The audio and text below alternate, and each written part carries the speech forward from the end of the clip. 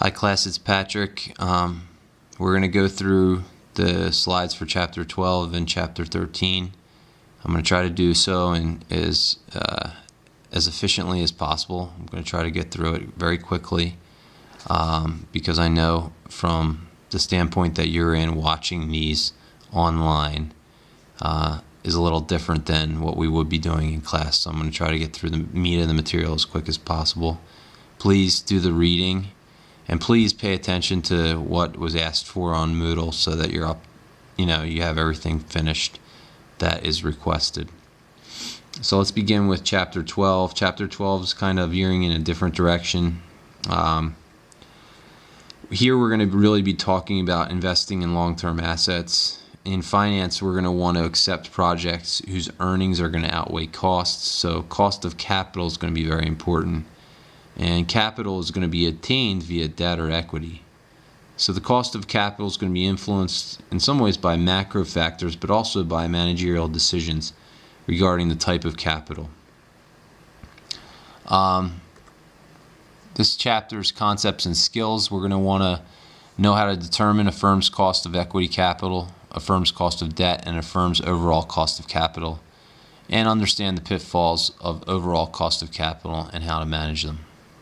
The chapter outline is as follows. The cost of capital is what we're going to talk about first. Then we'll go into the cost of equity and the cost of debt. Then we'll get to what's called the WACC, the weighted average cost of capital. And then we'll discuss divisional and project cost of capital. Okay, so cost of capital basics. The cost to a firm for capital budgeting, or capital funding, I should say, is equal to the return to the providers of those funds. You see, cost of capital, required return, discount rates, they're all terms used to discuss the opportunity cost of using capital in one way as opposed to an alternative.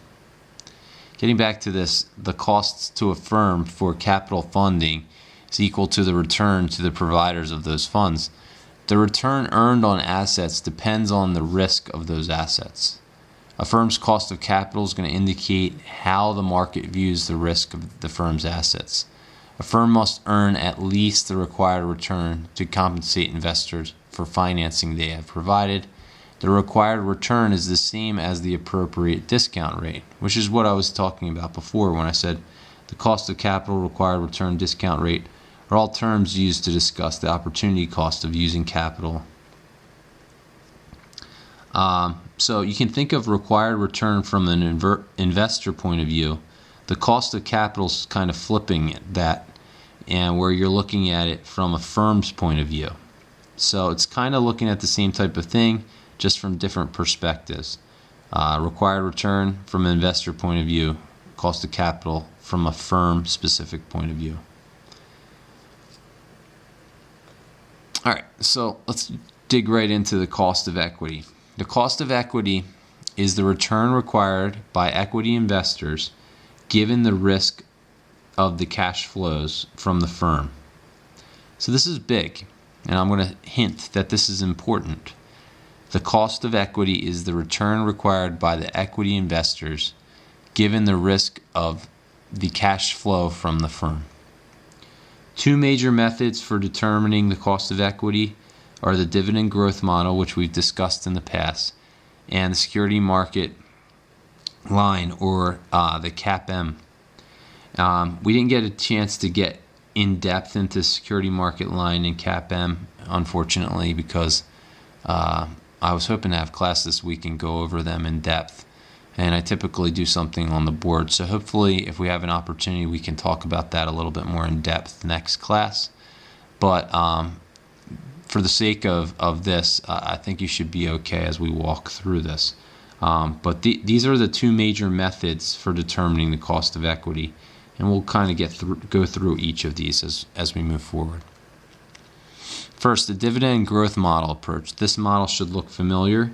I think we talked about this the first class of Business 950. And with the dividend growth model, we start with the dividend growth model formula and rearrange and solve for the RE variable, which is the rate of return on equity.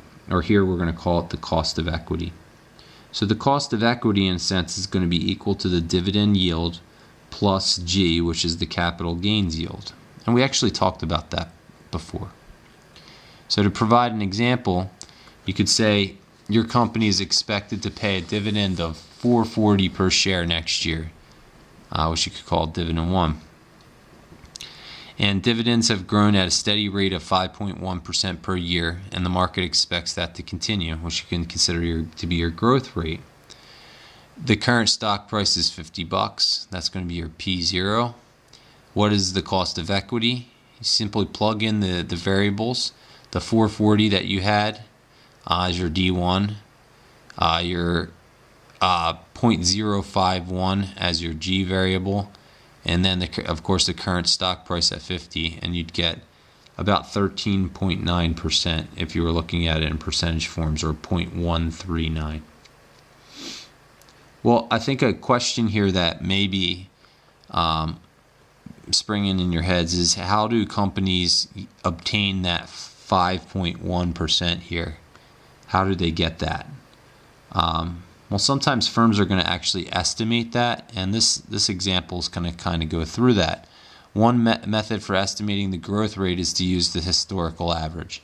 So here, let's just say we're in 2007, 2008 era. You have several years, 03, 04, 05, 06, and 07, and you have a bunch of dividends in each year. So they're looking at the percentage changes from this dividend to this dividend, which is 5.7, this dividend to this dividend is 4.6, and so on all the way down. And then they averaged all of those, and they come up with a 5.1. So that's what we used in that previous example as our growth rate. And that's how a lot of firms would go about this, is they would just take an average in order to obtain the growth rate.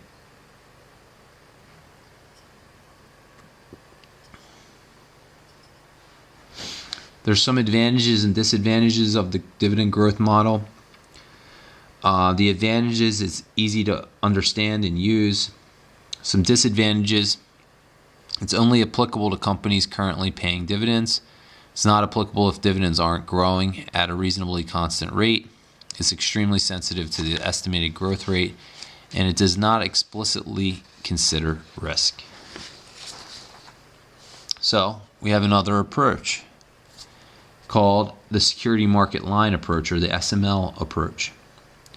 And this is often referred to as well as the CAPM approach, okay?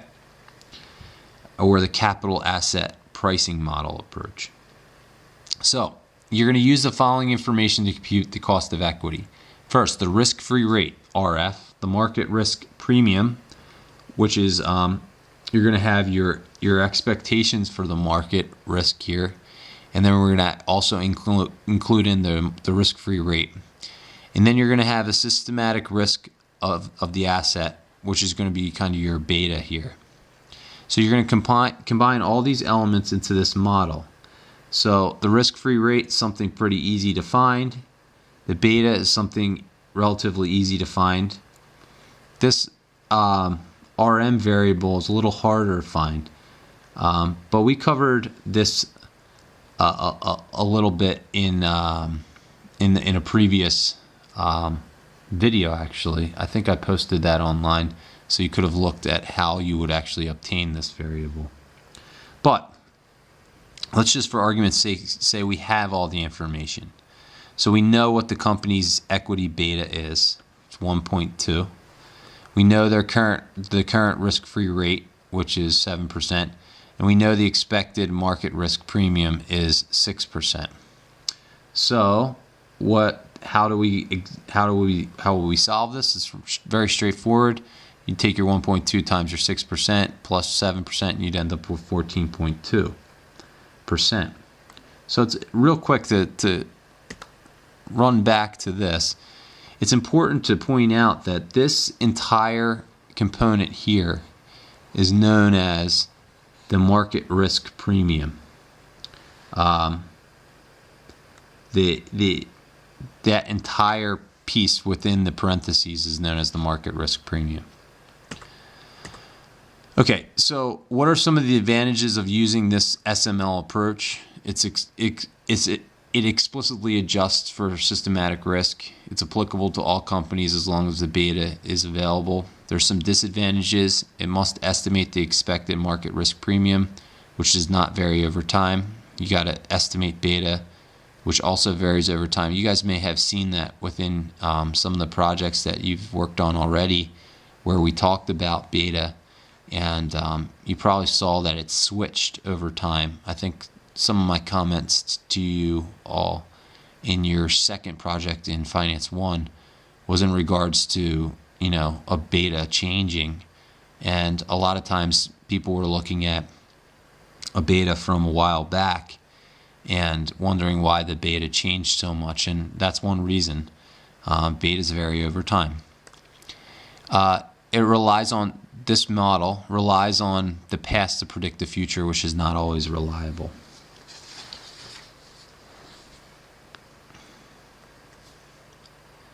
So let's go through another example here with the cost of equity. Let's say we have a beta of 1.5, market risk premium 9%, current risk-free rate 6%, analyst estimates of growth is 6% per year, and the last dividend is $2. And the current stock price is 15.65. If we went about this using the SML approach, I think it would be good if you guys actually tried this on your own, went back at this point, paused our video, and tried both approaches with this information and saw what you got as your answers. You just plug in the formulas, and here are the formulas. So in order to obtain the cost of equity using the security market line approach, you'd plug in your current risk-free rate plus your beta, which would be multiplied by the market risk premium. As far as the dividend growth yield, you'd look at your dividend, 1 plus the estimates for growth over the current stock price, plus I guess they're adding in here the growth rate again, and you get 19.55% with the dividend growth model. I'm going to take a pause right here before we get into the cost of debt, so that we can make these files manageable.